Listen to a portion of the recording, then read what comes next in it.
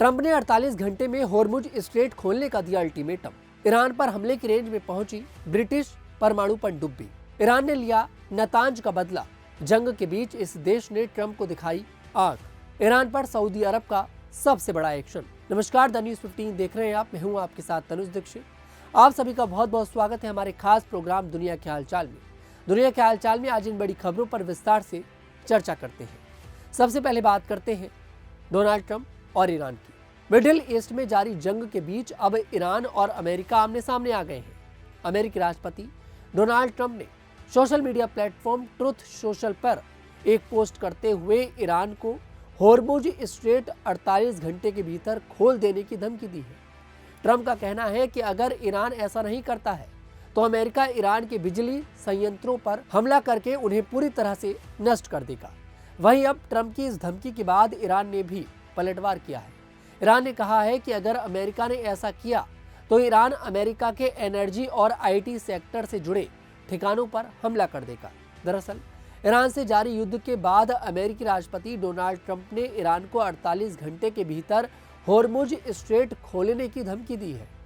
Trump ने truth social पर लिखा कि यदि ईरान अगले 48 घंटे के भीतर बिना किसी धमकी के होर्मुज जलडमरू मध्य को पूरी तरह से नहीं खोलता है तो संयुक्त राज्य अमेरिका उनके विभिन्न बिजली संयंत्रों पर हमला करके उन्हें नष्ट कर देगा, जिसकी शुरुआत सबसे बड़े संयंत्र से होगी। वहीं तेहरान से 4000 किलोमीटर दूर डिएगो गार्सिया में अमेरिका और यूके के एयरबेस पर ईरान के मिसाइल हमले के बाद ब्रिटेन बौखला गया है। इसके रिएक्शन में ब्रिटिश नौसेना की परमाणु पनडुब्बी ईरान पर हमले करने की रेंज में पहुंच चुकी है।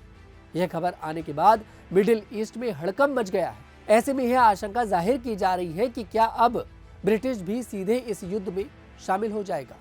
अगर ऐसा हुआ तो कहीं यह तीसरे विश्व युद्ध की नींव तो नहीं रखी जा रही है। फिलहाल ब्रिटेन के इस कदम ने मिडिल ईस्ट में तनाव को और बढ़ा दिया है।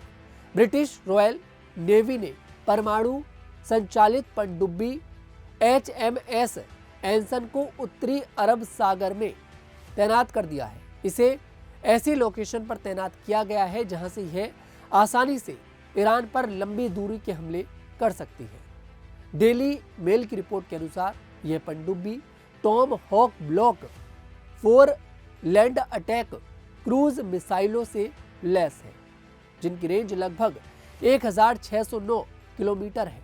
साथ ही इसमें स्पीयर फिश हैवीवेट टॉरपीडो भी है। सैन्य सूत्रों के हवालों से बताया गया है कि HMS एंसन 6 मार्च को ऑस्ट्रेलिया के पर्थ बंदरगाह से रवाना हुई थी और लगभग 5500 मील की यात्रा के बाद उत्तरी अरब सागर के गहरे जलों में अपनी स्थिति ले रही है। वहीं ईरान में नातांज परमाणु संयंत्र पर हुए हमले के प्रतिशोध में अब इजराइल पर एक बड़ा हमला हुआ है। ईरान ने शनिवार को दक्षिणी इजराइल के डिमोना में बैलिस्टिक मिसाइल दागी, जहां शिमोन पेरेस नेगेव परमाणु अनुसंधान केंद्र का स्थल है। इस हमले में एक इमारत ढह गई, जिसमें 10 वर्षीय बच्चे और 40 वर्षीय महिला सहित कम से कम 47 लोग घायल हो गए। घटना के बाद कई इमारतों की खिड़कियां और शीशे टूट गए, जिनके कई वीडियो भी सामने आ रहे हैं। इसके अलावा सोशल मीडिया प्लेटफॉर्म एक्स पर इस हमले से जुड़ा एक वीडियो तेजी से वायरल हो रहा है। यह वीडियो इजराइल के डिमोना में हुए हमले का बताया जा रहा है। वायरल वीडियो में ईरानी मिसाइल के हमले का असर दिखाया गया है। 32 सेकंड के इस वीडियो में एक मिसाइल इमारत से टकराती हुई दिखाई देती है, जिसके बाद धमाके की तेज आवाज सुनाई देती है। हालांकि यह स्पष्ट नहीं है कि इस घटना के कारण इमारत गिरी या नहीं। दमकल और चिकित्सा सेवा सहित बचाव दल बचाव कार्य के लिए घटना स्थल पहुंच गए हैं और घायलों को चिकित्सा सहायता प्रदान की गई है। इस बीच इजराइल की सेना ने कहा कि यह नेगेव रेगिस्तान में स्थित दिमोना शहर में एक इमारत पर सीधा मिसाइल हमला था। वहीं अमेरिका और क्यूबा के बीच टेंशन बढ़ गई है। हाल ही में क्यूबा सरकार ने हवाना में मौजूद अमेरिकी दूतावास को अपने जनरेटर के लिए डीजल इंपोर्ट करने की इजाजत देने से इनकार कर दिया। यह निर्णय ऐसे वक्त में आया जब ट्रंप का प्रशासन क्यूबा पर ईंधन नाकेबंदी बनाए रखे हुए है। सूत्रों के मुताबिक डीजल की कमी की वजह से अमेरिकी विदेश विभाग हवाना के दूतावास में कर्मचारियों की संख्या घटाने पर सोचा जा रहा है।